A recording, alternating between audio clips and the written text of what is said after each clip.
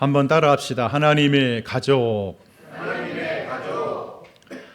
5월 가정의 달을 맞아서 가정과 관련된 말씀으로 계속 은혜를 나누고 있습니다. 어린이 주일에는 우리가 하나님 앞에서 좀 어린아이처럼 이 성도가 신앙생활을 좀 해보자, 그런 말씀을 나누었습니다. 또 어버이 주일에는 신앙의 부모가 그 자녀에 대한 책임과 의무를 어떻게 해야 하는지 또 이런 말씀을 나누었고, 지난 시간에는 하나님은 불완전한 가정을 통해서 일하시고 역사하신다, 이런 은혜의 말씀을 나누었습니다. 오늘도 성도가 하나님의 가족이라는 이 관점에서 은혜를 나누고자 합니다. 오늘 본문에 보니까 하나님의 권속이라 이런 말씀이 등장합니다. 권속은요, 헬라어로 오이케이오스라고 합니다. 오이케이오스. 한번 따라할까요? 오이케이오스. 권속, 직역하면은 하나님의 집안 식구, 이런 뜻입니다. 오늘 저와 여러분들, 우리 신실의 교회가 하나님의 가족임을 믿습니다. 신학자인 존 스토트라는 분은 그의 책에서 하나님의 새로운 사회라는 이 책에서 교회의 핵심을요, 하나님의 가족으로 설명하고 있습니다. 하나님은 우리를 가족으로 부르셨다는 거예요. 교회는 무명의 군중들이 모인 장소가 아니라 이름을 부를 수 있는, 형제요 자매라는 이름을 부를 수 있는 하나님의 집이다, 이렇게 설명합니다. 20세기의 복음주의 신학을 대표하는 제임스 I 파커라는 분은요, 복음이 말하는 가장 위대한 특권은 하나님을 아버지라 부를 수 있는 것이고, 이는 곧 가족 안으로 저나 여러분들이 초대되었음을 의미한다, 이런 말을 했습니다. 우리 감리교를 설립한 존 웨슬리 목사님은 그리스도인의 삶은 결코 혼자 살 수 없다. 성도는 하나님의 가족 안에서 서로 사랑하며 거룩함으로 자라가더라, 이렇게 말을 했습니다. 다시 말해서 성도라는 이 모든 그리스도인의 삶의 정체성은요, 하나님의 가족으로 설명이 될 때 그것이 진짜 복음이고, 이 하나님의 가족으로 형제요 자매인 이 교회 공동체가 거룩한 동행을 이루어가는 것이 하나님의 뜻임을 믿습니다. 우리 신실의 교회가 이런 하나님의 가족 공동체가 다 되기를 이 아침에 간절히 축원드립니다.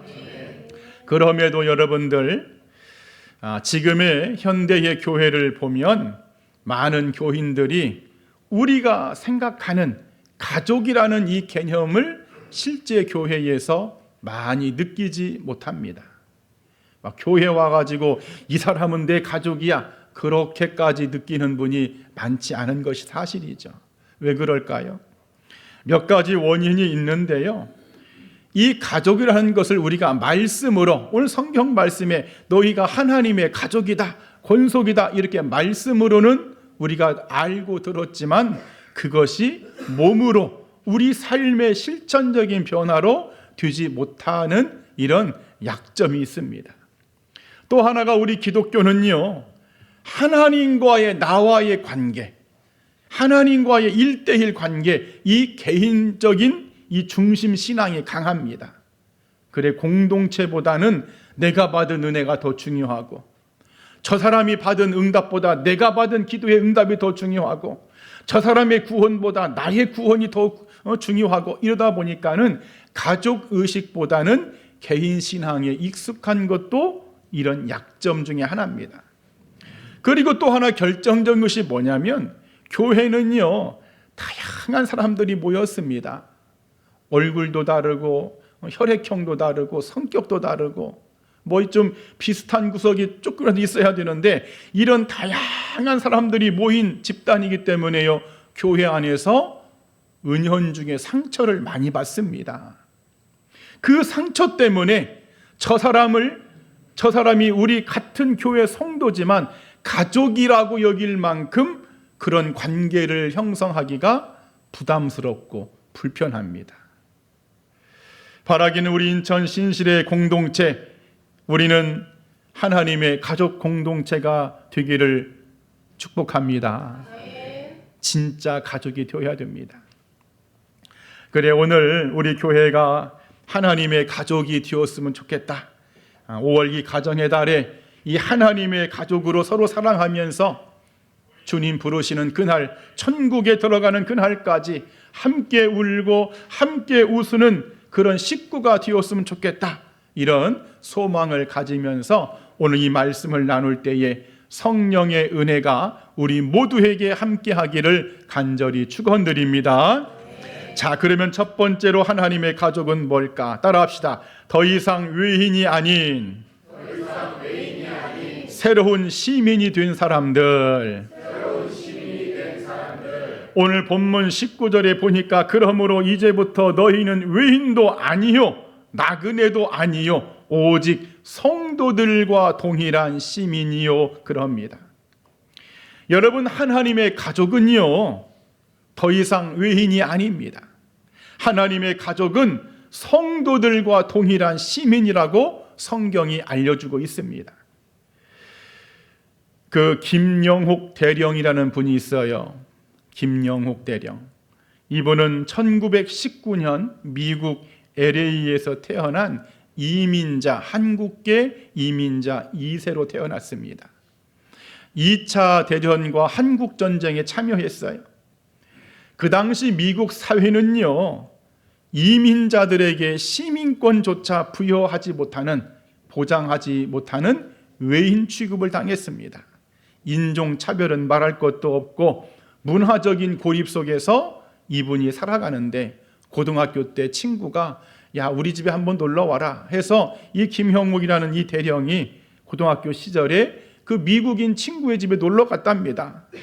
초대를 받아서 놀러 갔는데 그의 부모가 뭐라고 말을 하느냐? 우리 집은 동양인을 집에 들이지 않는다. 아주 냉정하게 거절을 해서요, 충격과 모욕을 받았다고 합니다. 이분이 나중에 그런 회고를 했어요. 나는 태어났지만 아무데도 속하지 못한 사람이었습니다. 나는 미국인도 아니었고요, 한국인도 아니었습니다. 나는 외인 같은 인생이었습니다.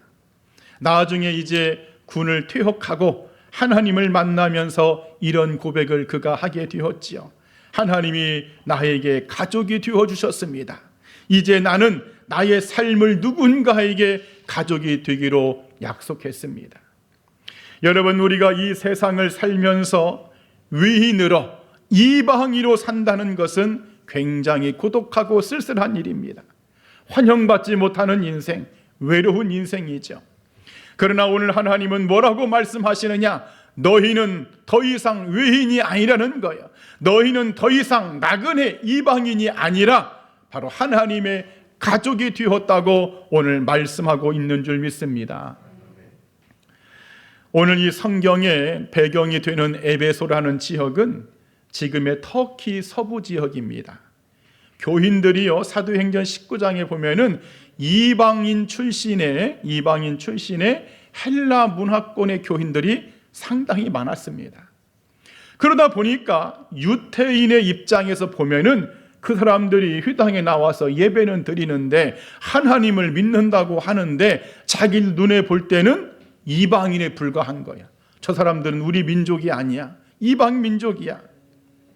여러분, 외인은요, 소속이 없는 사람을 외인이라고 하죠. 소속이 없기 때문에 보호를 받지 못합니다. 마치 연예인들이, 소속이 있는 연예인들 보세요. 무슨 일이 터졌다, 그냥 소속사에서 적극적으로 얼마든지 돈을 써가지고 그것을 무마시켜주고 책임을 져줍니다. 그런 것처럼 내가 외인이라면, 내가 나그네라면은요, 누구도 나를 보호해주지 않는다는 거예요. 세상에 아무리 많은 사람들이 있어도 여전히 나는 외인이기 때문에 불안하고 고립되고 외로움이 있다는 사실입니다. 그런데 오늘 하나님은, 오늘 주님은 바울의 입술을 통해서 뭐라고 말씀하시느냐? 에베소 교인들아, 인천 신실의 교인들아, 너희는 외인이 더 이상 아니다. 너희는 이방인들이 아니다. 너희는 나그네의 인생이 아니다. 너희는 복음 안에서 하나님의 가족이 된 사람들이다.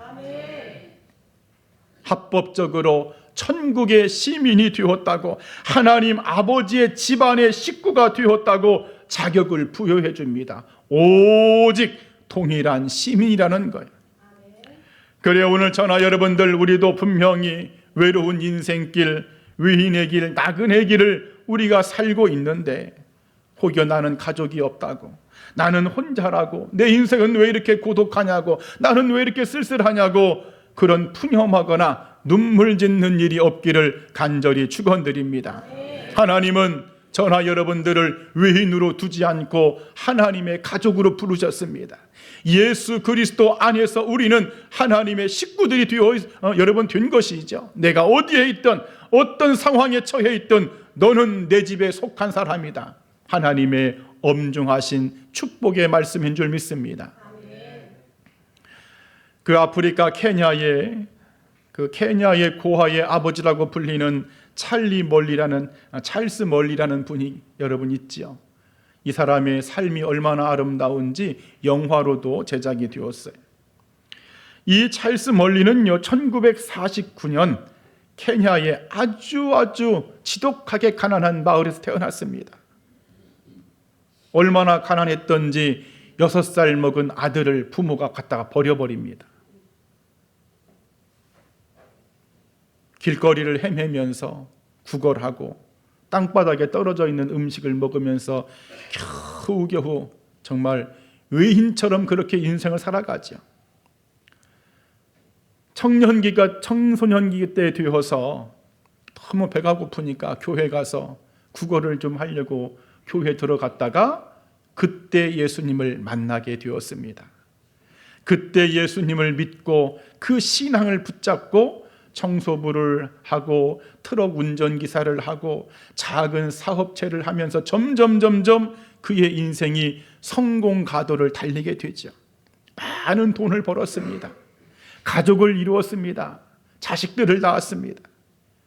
근데 어느 날 하나님께서 이분을 불렀어요. 내가 너를 가족 삼았듯이 거리의 아이들을 네가 가족 삼아라. 이 하나님의 부르심을 받고 그때부터 자신의 모든 재산을 전부 팔아서 고아들을 거둡니다. 그 고아들을 돌보는 이름이 멀리 어린이 가족이라는 공동체를 설립하게 되죠. 현재까지도 수천 명의 아이들이 이 복음 안에서, 이 고아원에서 교육을 받고 있습니다. 이 찰스 멀리가 자신을 하나님께서 가족으로 받아들였던 그 은혜를 이와 같이 고백하고 있습니다. 하나님은요, 나 같은 거리의 아이를 자신의 아들로 삼으셨습니다. 그래 나도 다른 그 거리의 아이들이 외인이 되지 않도록 나도 그들을 가족으로 삼기로 결심했습니다. 사랑하는 여러분, 우리는 예수 그리스도 안에서 더 이상 하나님 앞에 낯선 존재가 아님을 믿습니다. 하나님은 어디에도 속하지 못했던 외롭던 저나 여러분들을 하나님의 가족으로 받아주신 거예요. 조금 안타까운 것은 현대의 이 교인들을 보면 교회는 다니는 것 같고 신앙생활은 좀 하는 것 같은데 위인처럼 이방인처럼 그렇게 하는 분들이 좀 많은 것이 좀 안타깝습니다. 내면의 고립감이나 소외감 때문에 관계가 단절되고 하나님의 가족됨을 누리지 못하며 사는, 어찌 보면은 조금은 종교생활과 같은 그런 신앙생활이죠. 그러나 오늘 저나 여러분들, 우리는 분명히 하나님이 나를 가족으로 부르셨음을 믿습니다. 하나님 나라의 일원으로 소속감을 주셨고 자격을 부여해 주셨기 때문에 우리는 나는 그렇구나, 하나님의 가족이 되었구나, 나는 혼자가 아니구나. 히브리서 13장 5절의 말씀처럼 내가 결코 너희를 버리지 아니하고 너희를 떠나지 아니하리라. 세상의 사람들은 나를 버리고 나를 떠날지라도, 세상의 가족은 흩어질지라도 하나님의 가족이기 때문에 그 하나님은, 그 주님은 영원토록 나와 함께 하시는구나. 여러분, 이 하나님의 가족됨에 대한 이 감격이 여러분의 삶을 지배하기를 축원드립니다. 이러한 은혜가 우리 모든 성도들에게 있기를 주님의 이름으로 간절히 축원드립니다. 또 두 번째, 하나님의 가족은 따라합시다. 선진들과 그리스도의 터 위에 세워진 사람들. 자, 오늘 본문 20절에 너희는 사도들과 선지자들의 터 위에 세우심을 입은 자라. 그리스도 예수께서 친히 모퉁이 돌이 되셨느니라 그럽니다. 마태복음 12장에 보면은요, 예수님이 사람들에게 설교 말씀을 하시고 가르치려고 하는데 어떤 분이 막 찾아와서 예수님 무슨 일입니까? 지금 밖에요, 예수님의 어머니가 찾아왔어요. 예수님의 친동생들이 찾아왔습니다. 주님의 가족들이 지금 주님을 찾아왔습니다. 이렇게 이야기를 합니다. 예수님이 이 이야기를 듣고 뭐라고 말씀을 하셨느냐? 옆에 있는 제자들을 향해서 손가락을 가리키면서 누구든지 하늘에 계신 내 아버지의 뜻대로 행하는 자가 내 형제요 자매요 나의 어머니다, 나의 가족이다. 하나님의 가족이 되는 것에 대한 대정의를 내려주십니다. 여러분, 여기에서 우리가 알 수 있는 것이 무엇입니까? 하나님의 가족은요, 가족이 된다는 것은 단순히 교회에 출석하는 것으로 될까요? 안 될까요? 주일에 무슨 종교 행사 하듯이 교회만 나와서 자리에만 앉아 있다고 해서 가족이 되는 것이 아니라 하나님 아버지의 뜻대로 살아야만이 하나님의 가족이 될 수 있다는 예수님의 엄중하신 말씀입니다. 오늘 여러분들 하나님의 뜻대로 사는 하나님의 가족이 되기를 축원드립니다. 한번 따라합시다. 하나님의 뜻대로 살게 하옵소서. 또 한번 하나님의 가족이 되게 하옵소서.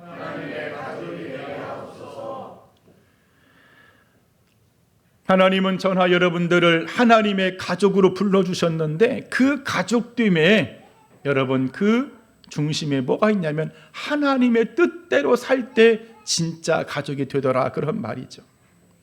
오늘 본문 20절에 그렇기 때문에 사도들과 선지자들의 터 위에, 이 사도와 선지자가 누굽니까? 전부 하나님의 뜻대로 살았던 사람들이죠.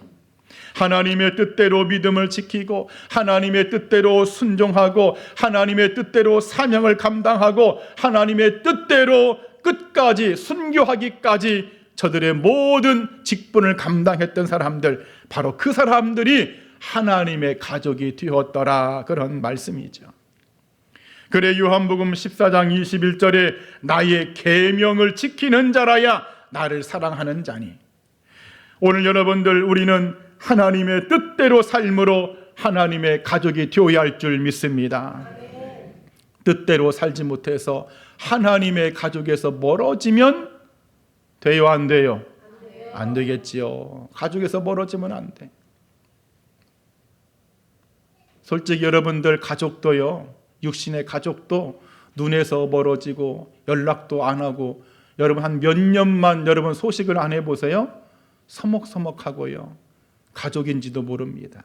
그냥 내가 낳은 자식일 뿐이지 그냥 여러분 멀어지는 거예요. 그래서 우리는 언제나 하나님의 뜻대로, 하나님이 무엇을 기뻐하시는지 그 뜻을 따라 살 때에 바로 하나님의 가족으로 날마다 가까워지는 줄 믿습니다. 그리고 또 하나가, 하나님의 가족은요, 예수 그리스도의 터 위에서만 가능합니다. 오늘 본문 20절에 예수께서 친히 모퉁이 돌이 되셨다. 고대의 건축에서 모퉁이 돌은요, 단순히 시작하는 그런 돌이 아니라 건물 전체의 각도나 방향이나 균형을 잡아주었던 기준돌이 되는 돌입니다. 다시 말해 하나님의 우리가 가족이 되는 그 기준돌은 예수님이다, 그런 말씀이죠. 사실 우리가 예수님의 공로가 없었다면 하나님의 가족이 될 수 있을까요, 없을까요? 죽었다 깨어나도 가족이 못 됩니다. 예수님이 아니고서는 어떻게 우리가 하나님을 아버지라고 부를 수 있습니까? 어떻게 여러분들 하나님을 아빠라고 부릅니까? 자녀의 권세, 양자의 특권 상상할 수도 없는 일이죠. 오직 예수 그리스도의 터 위에서만 하나님의 가족이 된다는 거예요. 미국의 저명한 그 복음주의 신학자인 목회자인 러셀 무어라는 분이 계시는데, 이분이요 입양에 관한 기독교적인 책을 하나 썼어요. 그 책에 이런 이야기가 나옵니다. 러셀 무어와 그의 사모님이 아내가 러시아로 그 고아원에 가서 아이 하나를 입양해 오는 이야기입니다. 러시아에 가서 봤더니 그 고아원이요 굉장히 어둡고 침침하고 열악합니다. 너무 조용해. 아이들은 방치 상태로 있고 애들이 울지도 않아, 웃지도 않아. 그냥 애들 전체가 다 무표정한 얼굴로 그러고 있는 거예요. 그래 그 아내와 함께 몇 주 동안 그 아이들을 막 돌보면서 어떤 아이를 입양할까 하고 이제 서류 절차를 진행하게 되지요. 마침내 이제 미국으로 돌아가는 때가 되었습니다. 아이를 데리고 밖으로 나가려는 순간 이 아이가요 두려워합니다. 무서워합니다. 너무나 두려워하는 것이 느껴지는 거야. 나가기 싫어하는 거야, 이 고아원 자체를. 왜 그런가 봤더니 지금까지 이 고아원의 아이에게는 이 고아원이 세상의 전부였습니다. 그 고아원이 자신의 인생의 전부였어요. 그러니까 나가기가 두려운 거예요. 그 모습을 지켜보면서 러셀 무어 이분이 이런 회고를 했습니다. 나는 그날 복음을 이해했습니다. 한번 따라합시다. 나는 그날 복음을 이해했습니다. 이 아이가 그 고아원의 어두운 곳에서 가족도 없이 사는 그 속에서 내가 그 아이를 끄집어 내와야, 그 아이 입장에서는 내가 저 사람의 손을 붙잡아야만이 자기에게 가족이 생기는데 그 아이에게 그것이 두려운 거예요. 여러분, 이것이 영적인 의미가 있습니다. 하나님은 어둠 속에 있던 인생들, 춥고 외롭고 쓸쓸하고 무표정한 인생, 그런 인생 가운데 갇혀있던, 어찌 보면 영적인 고아원에 갇혀있는 저나 여러분들을 하나님의 가족을 삼기 위해서 누구를 보내주셨느냐? 예수님을 보내주셨어요. 내 아들 예수야, 네가 가서 저 고아원 아이를 좀 입양시켜서 내 자녀로 만들어라. 그런데 우리가 하나님의 가족이 되려면 여러분 누구의 손을 그러면 여러분 붙잡아야 돼요? 그렇죠. 예수님이 데리러 왔으니까 예수님의 손을 붙잡아야 고아원을 나와서 주님의 가족, 하나님의 가족이 되더라는 거예요. 바로 그것이 그날 복음을 이해한 사건입니다. 여러분, 하나님의 가족은요 어떤 혈연이나 감정이나 이해관계가 아니라 오직 진리가 되시는 그 예수님 앞에서 무릎을 꿇으면서 믿음의 선진들이 했던 것처럼 주님의 뜻대로 살았던 사람들이 하나님의 가족이 되고, 오직 기준점이 되시는, 모퉁이 돌이 되시는 그 예수님의 손을 붙잡고 그 손을 단단히 잡고 끝까지 사는 사람, 바로 그 영혼이 하나님의 가족이 됨을 믿습니다. 그래 요한복음 1장 13절에 이는 혈통으로나 육정으로나 사람의 뜻으로 나지 아니하고 오직 하나님께로부터 난 자들이다. 5월 가정의 달에 물론 우리는 이 땅의 혈연적인 관계, 육신의 가족들도 여러분 물론 중요하지만 그보다 훨씬 더 중요한 가족은 하나님의 가족인 줄 믿습니다. 세상의 가족은요 유한한 가족입니다. 제가 항상 그런 말을 했어요. 믿지 않는 만약에 가족의 구성원이 있다. 아버지는 믿는데 자식이 안 믿는다. 자식은 믿는데 부모가 안 믿는다. 형은 믿는데 동생은 안 믿는다. 여러분, 그대로 죽으면 영원토록 못 만납니다. 진짜 가족이 아니라는 거예요. 그러나 하나님의 가족은요 한 번 맺혀지면 끝까지 갑니다. 하나님이 영원토록 그 영혼과 그 인생을 책임져 주실 줄 믿습니다. 우리가 여기에서 지금 하나님의 가족이 되어서 끝까지 가면 여러분 천국에서도 만날까요? 안 만날까요? 만나요. 언제까지요? 영원토록 만납니다. 영원토록 가족입니다. 여러분, 이 가족이 중요한 것이지 사실 육신의 가족은 1차적인 가족에 불과한 거예요. 자, 어쨌든 우리는 이 하나님의 가족됨을 그래 늘 감사하면서 기뻐하면서 그렇게 주님 손 꼭 잡고 가는 우리 신실의 모든 권속들, 식구들, 가족들이 되기를 이 아침에 간절히 축원드립니다. 마지막 세 번째, 하나님의 가족은 따라합시다. 서로 연결되어 하나님의 성전을 지어가는 사람들. 자, 본문 21절과 22절에 그의 안에서 건물마다 서로 연결하여 주 안에서 성전이 되어가고, 그리고 22절 상하반절에 너희도 성령 안에서 함께 지어져 가느니라. 가족 체계의 이론을 확립한 머리 보헨이라는 분이 있는데 이분이 이런 말을 했어요. 가정에서 가족 간의 건강한 역할 분담이 정서적인 안정이나 또 가정 기능을 결정하는 핵심이 됩니다. 제임스 도브슨이라는 이 강한 가정 만들기라는 책을 펴신 분은 어떤 위기에서도 무너지지 않는, 쉽게 무너지지 않는 강한 가정은 자연스럽게 만들어지는 것이 아니라 의도적인 역할 분담, 협력, 그리고 서로에 대한 책임에 대한 신뢰가 필요합니다. 이런 말을 했어요. 여러분, 교회는 하나님의 가족들이 모여있는 이 집합체, 하나님의 가족이 모여있는 아버지의 집인데, 우리가 하나님의 가족이라면, 하나님의 식구라면 어떻게 해야, 무엇을 해야만이 내가 주님의 가족으로 잘 살고 있다고 할 수 있을까? 이런 질문이죠. 오늘 본문은 서로 연결하여 함께 지어져 가느니라. 한번 따라합시다. 서로 연결하여 함께 지어져 가느니라.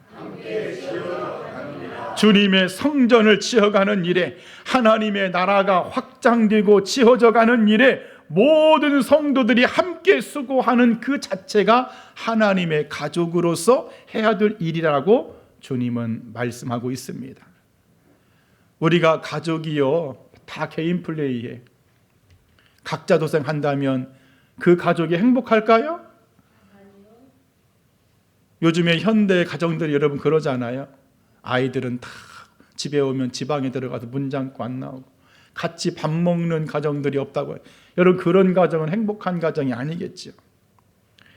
교회도 마찬가지입니다. 각자 도생, 나만 구원받으면 돼. 저 사람이 죽든지 말든지 나는 모르겠어. 그것은 여러분 하나님의 가족이 아닙니다. 물론 우리가 구원의 관점에서 내 개인의 신앙도 여러분 중요하지요. 그러나 하나님이 궁극적으로 원하시는 것은 가족 간에, 성도 간에 연결이 되어서 서로 돌봐주고 붙잡아주고, 이곳 교회가 하나님 앞에 그냥 단순히 예배를 제공하는 그런 건물이 아니라 하나님의 사랑의 임재가, 성령의 임재가 머무는 내 아버지의 집으로 만들어가기를 원하시는 것이 하나님의 뜻이다, 그런 말입니다. 여러분, 특별히 연결되어 있다는 것은요, 어떤 단순한 만나서, 잠깐 만나서 여러분 그런 것이 아닙니다. 하나님의 가족이기 때문에 믿음이 연결되어 있습니다. 하나님의 가족이기 때문에 기도가 연결되어 있어요. 하나님의 가족이기 때문에 저 성도의 아픔이 나의 아픔으로 그대로 다가옵니다. 하나님의 가족으로 연결되어 있기 때문에 저 사람의 기쁨이 나의 기쁨이 되는 거예요. 그 사람의 삶이 나의 삶과 연결되어 있는 겁니다. 그런데 아이고, 이번에 그 장로님 아들이 막 어디 대기업에 들어갔대, 막 배가 너무 아프다. 여러분, 가족일까요, 아닐까요? 아니에요. 그 사람 가족 아니야. 여전히 이방인이야. 여전히 외인이야. 그래 성경 갈라디아서 6장 2절에 너희가 짐을 서로 지라. 즐거워하는 자들과 함께 즐거워하고 우는 자들과 함께 울라. 한번 따라합시다. 너희가 짐을 서로 지라. 2018년도 미국 텍사스의 작은 그 농촌 마을에 한 교회가 있는데 큰 홍수 수해가 나가지고요. 교회는 물론하고 그 교회 주변의 교인들 집까지 전부 다 파괴되는 그런 사고가 있었습니다. 이 지역은 당시에 보험 혜택도 아주 미비했고 복구할 수 있는 인원도 없었고 너무나도 힘든 상황인데 아주 놀라운 은혜스러운 일이 발생했어요. 피해를 입지 않은 몇몇 교인들이 자기의 집을 성도들의 집으로 개방을 합니다.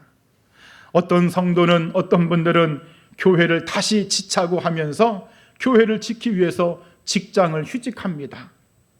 어떤 노부부는 그동안의 노년을 위해서 준비한 그 돈, 피 같은 돈을요, 교회를 위해서 모금 씨앗 헌금으로 내놓습니다. 성도들이 그것을 다 기점으로 교회를 위해서 헌금을 합니다. 인근 다른 교회까지도 이 소식을 듣고 서로 봉사팀을 보내서 그렇게 이제 막 교회가 세워져 가는데 마침내 교회를 새롭게 건축하게 되었습니다. 이제 입당 예배를 드리면서 담임 목사님이 설교를 하는데 그 설교의 말씀 중에 이런 내용이 있습니다. 우리 교회는요, 손으로만 지은 건물이 아니라 서로의 짐을 나눈 하나님의 가족들이 함께 지은 성전입니다. 성도들이 눈물을 흘리면서 어떤 한 성도는 이렇게 고백합니다. 예전에는요, 그냥 주일마다 각자 모여서 예배드리고 각자 헤어졌는데 이제는 진짜 하나님의 가족이 된 것 같습니다. 그러고 울더랍니다. 우리 신실의 교회도 이 가족 공동체도 이렇게 하나님의 성전을 지어가야 할 줄 믿습니다. 특히나 오늘 성경 말씀을 보았더니 지어져 간다는 거예요. 지어진 것이 아니라 지어져 가느니라. 함께 지어져 가느니라. 완료형이 아니라 진행형입니다. 진행형이기 때문에 서로 간에, 우리 성도 간에, 가족 간에 서로 좀 성숙하지 못한 부분이 있어도, 모난 좀 부분이 나오더라도, 서로 실수가 좀 있더라도, 서로 좀 상처를 받고 상처를 주는 일이 있다고 할지라도 서로의 다름을 이해하면서 그렇게 교회를 세워 나간다면 우리 하나님은 그래, 너는 나의 가족이구나, 이렇게 칭찬하실 줄 믿습니다. 미국 플로리다의 한 교회에 있었던 일인데 12살 먹은 마이클이라는 자폐 스펙트럼을 앓고 있는 아이가 교회에 등록을 했습니다. 처음 이 교회를 등록하니까, 엄마와 함께 등록하니까 아이들도 불편하고 어른들도 굉장히 불편한 거야. 왜 불편하느냐? 이 아이가 예배를 그냥 조용히 드리면 좋은데 갑자기 소리를 지르네. 갑자기 막 이상한 행동을 하네. 예배 시간에 나가버리네. 얼마나 불편하겠습니까? 하지만 이 교회는 방침을 세웠습니다. 우리는 하나님의 가족입니다. 이 표 슬로건을 내걸고 공동체 아래서 가족으로 이 아이를 품기로 전교인이 여러분 결의합니다. 교사들은 자폐 아동 처음으로 이제 가르치다 보니까 모르니까 자기들이 스스로 교육을 받아가서 그런 시스템에 가서 교육을 자발적으로 연수에 들어가서 교육을 받고 와서 그 아이를 가르칩니다. 몇몇 부모들은, 어린 자식 있는 부모들은 그 아이를 향해서 제 마이클은 좀 우리와 좀 다를 뿐이지 틀리지는 않아. 좀 다름을 이해해야 된다. 아가야. 그렇게 아이들을 가르칩니다. 그랬더니 이제 아이들도 그 자폐 아이, 스펙트럼을 앓고 있는 아이를 이해하게 되고, 오히려 어떤 친구는 옆에 와서 그 마이클 손을 탁 붙잡으면서 함께 예배를 드립니다.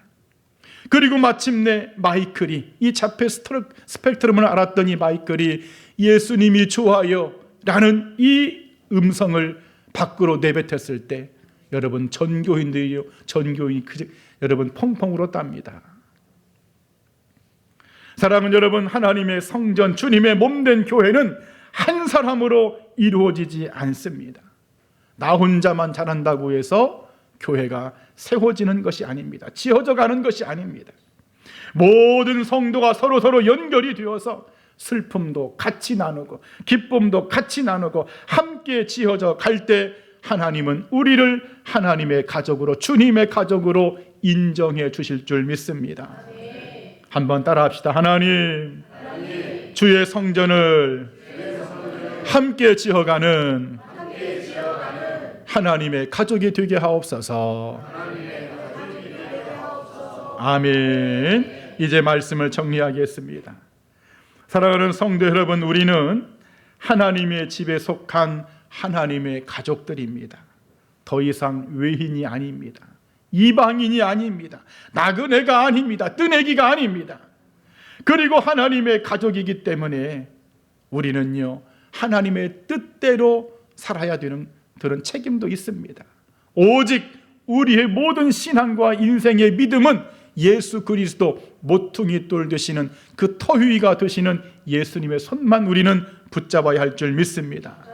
그리고 서로 연결이 되어서 하나님의 성전을 지어가야 됩니다. 여러분, 가족은요, 함께 있어줄 이유를 묻지 않습니다. 우리가 육신의 가족도 함께 있어줄 이유를 묻나요? 내가 함께 있어줄까? 여러분, 그러지 않습니다. 가족이기 때문에 그냥 함께 있는 거예요. 그런 것처럼 하나님이 저나 여러분들을 아무런 조건 없이 사랑하여 주시고 받아주셨던 것처럼 우리도 이제 이 신실의 가족의 공동체도 서로 가족답게 서로를 품어주고 용납하고 이해하고 서로의 다름이 있을지라도 더욱더 세워주는 하나님의 가족으로 거듭나야 할 줄 믿습니다. 5월 가정의 달, 이 하나님의 영적인 가족의 은혜가 우리 신실의 교회와 이 말씀을 듣는 모든 심령들에게 있기를 주님의 이름으로 간절히 축원드립니다. 아멘. 기도하겠습니다.